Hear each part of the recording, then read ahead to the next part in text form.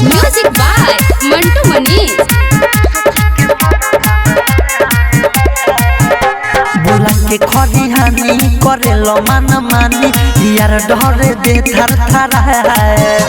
बोला के खरिहानी करेलो मन मानी यार डरे दे थर थर है। कोई सील न टूट जाए, कोई सील न टूट जाए, यह सोच के मन घबराए, कोई सील न टूट जाए। बोला के खरिहानी करेलो मन मानी यार डरे दे थर थर है। बोला के खरिहानी करेलो मन मानी यार डरे दे थर थर है। कोई सील न टूट जाए, कोई सील न टूट जाए, यह सोच के मन घबराए, कोई सील न टूट जाए।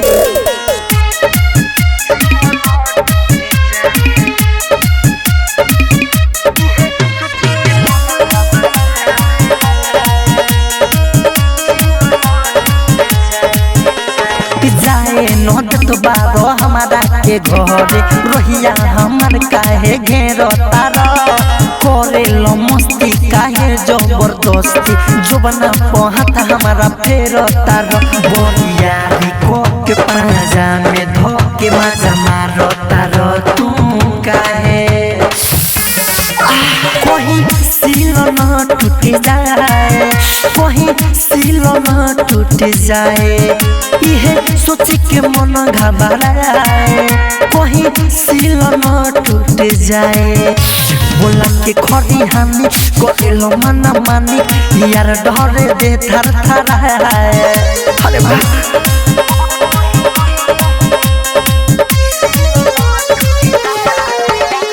Music by Mantu Manish.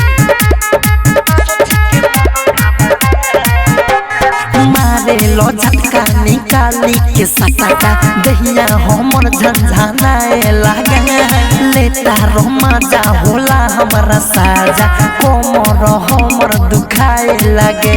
अंकित अकेला कोरोना खेला राजमिथले से कहल न जाए।